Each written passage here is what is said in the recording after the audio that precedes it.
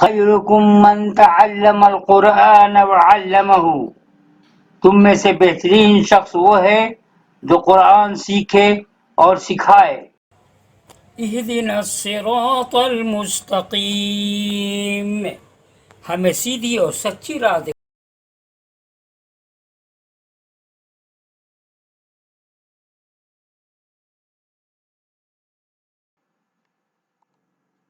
السلام علیکم ورحمۃ اللہ وبرکاتہ۔ اہلاً و سہلاً و مرحبا، عبدالوہاب آپ کے ساتھ۔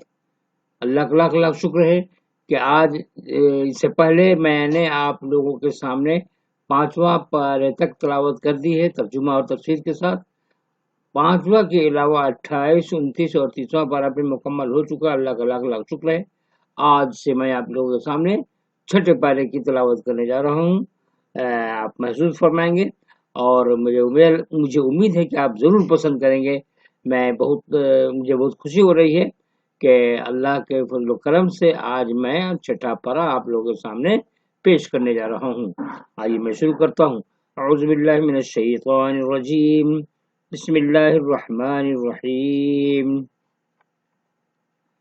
لا يحب اللہ الجہر بالسوء من القول الا من ظلم وكان الله سميعا عليما إن تبدوا خيرا أو تخفوه أو تعفوا عن سوء فإن الله كان عفوا قديرا إن الذين يكفرون بالله ورسله ويريدون أن يفرقوا بين الله ورسله ويقولون نؤمن ببعض ونكفر ببعض وَيُرِيدُونَ أَن يَتَّخِذُوا بَيْنَ ذَلِكَ سَبِيلًا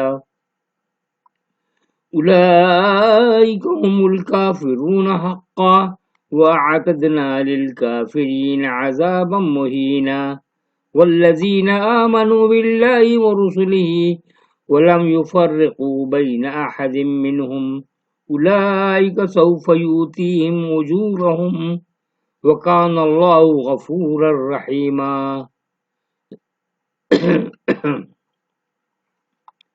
اللہ بدگوئی کو پسند نہیں کرتا مگر یہ کہ کسی پر ظلم ہوا ہو، اور اللہ سننے والا جاننے والا ہے۔ اگر تم بھلائی کو ظاہر کرو یا اس کو چھپاؤ یا کسی برائی سے درگزر کرو تو اللہ معاف فرمانے والا ہے، قدرت رکھنے والا ہے۔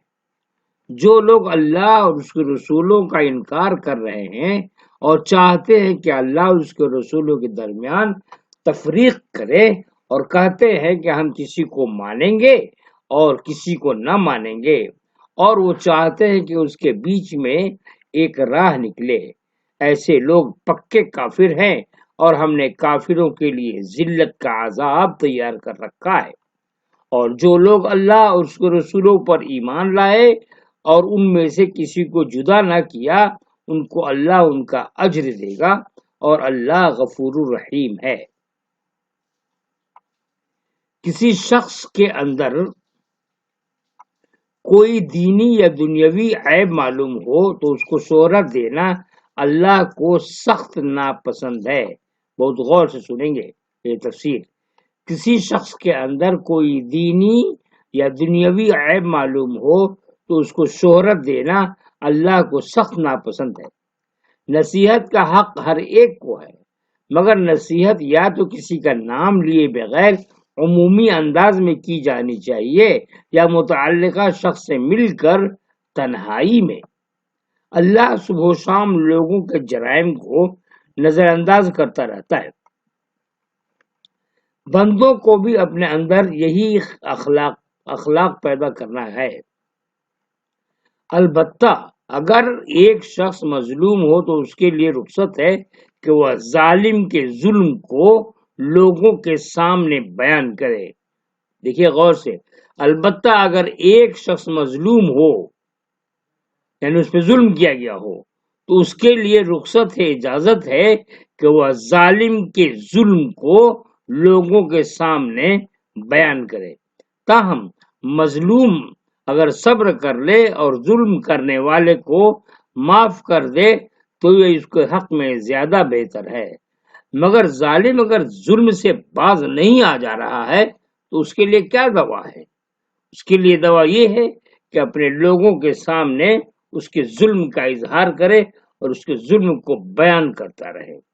آئیے آگے بڑھتے ہیں، کیونکہ اس طرح وہ ثابت کرتا ہے کہ اس کو دنیا کے نقصان سے زیادہ آخرت کے نقصان کی فکر ہے۔ جو شخص کسی بڑے غم میں مبتلا ہو اس کے لیے چھوٹے غم بے حقیقت ہو جاتے ہیں۔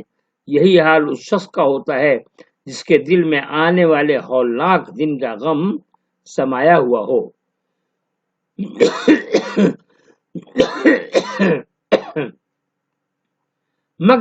مکہ کے لوگ حضرت ابراہیم علیہ السلام کی نبوت کو مانتے تھے۔ ذرا توجہ سے سنیں گے حضرت، تاریخی بات ہے۔ مکہ کے لوگ حضرت ابراہیم علیہ السلام کی نبوت کو مانتے تھے، اسی طرح یہودی حضرت موسیٰ علیہ السلام کی نبوت کو تسلیم کرتے تھے، اور مسیحی حضرت عیسیٰ علیہ السلام کی نبوت کو۔ مگر ان سب نے پیغمبر عربی صلی اللہ علیہ وسلم کی نبوت کو ماننے سے انکار کر دیا۔ ان میں سے ہر ایک ماضی کے پیغمبر کو ماننے کے لیے تیار تھا، مگر ان میں سے کوئی وقت کے پیغمبر کو ماننے کے لیے تیار نہ ہوا۔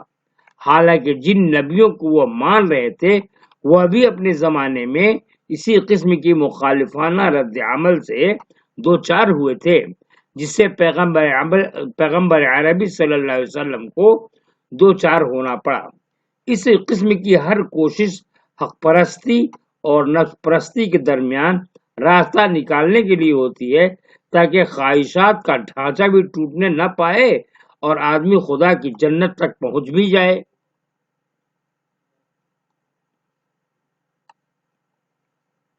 اصل یہ ہے کہ ماضی کی نبوت ایک مانی ہوئی نبوت ہوتی ہے، جبکہ وقت کے پیغمبر کو ماننے کے لیے آدمی کو نیا ذہنی سفر طے کرنا پڑتا ہے۔ ماضی کی نبوت زمانہ گزرنے کے بعد ایک تسلیم شدہ نبوت بن جاتی ہے، وہ پیدائشی طور پر آدمی کی ذہن کا جز بن چکی ہوتی ہے۔ مگر زمانہ کا پیغمبر ایک متنازع شخصیت ہوتا ہے، وہ دیکھنے والوں کو محض ایک انسان دکھائی دیتا ہے، اس لیے اس کو ماننے کے لیے ضروری ہوتا ہے کہ آدمی ایک نیا ذہنی سفر کرے، وہ خدا کو دوبارہ شعور کی سطح پر پائے۔ ماضی کے پیغمبر کو ماننا تقلیدی ایمان کے تحت ہوتا ہے، اور وقت کے پیغمبر کو ماننا ارادی ایمان کے تحت۔ مگر اللہ کے یہاں قیمت ارادی ایمان کی ہے، نہ کہ تقلیدی ایمان کی۔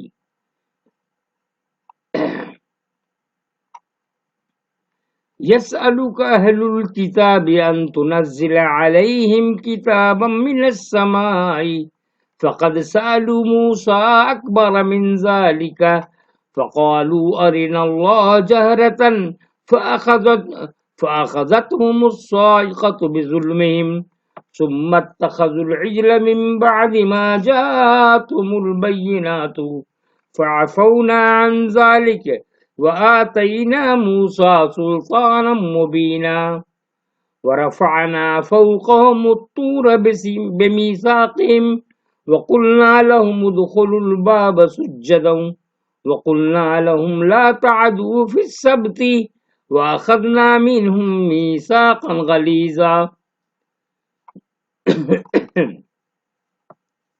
اہل کتاب تم سے یہ مطالبہ کرتے ہیں کہ تم ان پر آسمان سے ایک کتاب اتار لاؤ۔ پس موسیٰ سے وہ اس سے بھی بڑی چیز کا مطالبہ کر چکے ہیں۔ انہوں نے کہا کہ ہمیں اللہ کو بالکل سامنے دکھا دو۔ پس ان کی اس زیادتی کے بعد ان پر بجلی آ پڑی۔ پھر کھلی نشانی آ چکنے کے بعد انہوں نے بچڑے کو معبود بنا لیا، وہ گائے کا بچڑا۔ پھر ہم نے اس سے درگزر کیا اور موسیٰ کو ہم نے کھلی حجت دی، یعنی دلیل دی، اور ہم نے ان کے اوپر کوہ طور اٹھایا۔ کوہ طور پہاڑ کو کہتے ہیں، ان سے عہد لینے کے واسطے، اور ہم نے ان سے کہا کہ دروازے میں داخل ہو سر جھکائے ہوئے، اور ان سے کہا کہ سبت کے معاملے میں زیادتی نہ کرنا، اور ہم نے ان سے مضبوط عہد دیا۔ سبت کہتے ہیں سبت، سین بیتے سبت کہتے ہیں سیٹرڈے کو، سیٹرڈے کو موسیٰ علیہ السلام کے زمانے میں کچھ معاہدہ ہوا تھا کہ سیٹرڈے کو یہ کام نہیں کرنا ہے. سب تاریخی بات ہے، تاریخی میں پڑھیں گے آپ لوگ. خدا کا پیغمبر انسانوں میں سے ایک انسان ہوتا ہے، بہت غور کرنے والی بات ہے. وہ عام آدمی کی صورت میں لوگوں کے سامنے آتا ہے، اس لیے لوگوں کی سمجھ میں نہیں آتا کہ وہ ایک عام آدمی کو کس طرح خدا کا نمائندہ مان لے. وہ کیسے یقین کر لے کہ سامنے کا آدمی ایک ایسا شخص ہے جو خدا کی طرف سے بولنے کے لیے مقرر ہوا ہے. چنانچہ وہ کہتے ہیں کہ جو کلام تم پیش کر رہے ہو اس کو آسمان سے آتا ہوا دکھاؤ، یا خدا خود تمہاری تصدیق کے لیے آسمان سے اتر پڑے، تب ہم تمہاری بات مانیں گے. مگر اس قسم کا مطالبہ حد درجہ غیر سنجیدہ مطالبہ ہے، کیونکہ انسان کا امتحان تو یہ ہے کہ وہ دیکھے بغیر مانے، وہ حقیقتوں کو ان کی معنوی صورت میں پالے.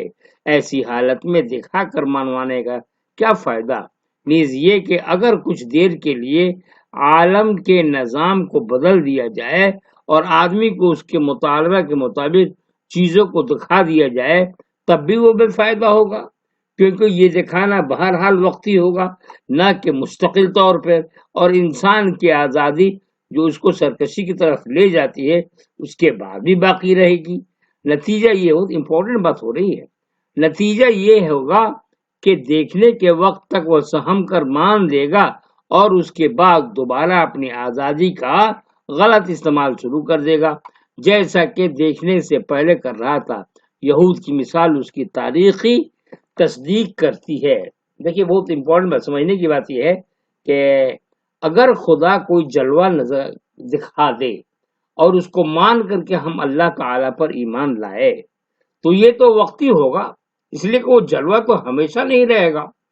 اب اس جلوے کو مان کر کے ایمان لائے اور تو پھر دوسری قوم آنے والی نسل پھر کہے کہ ہم کو بھی دکھاؤ تب ہم ایمان لائیں گے.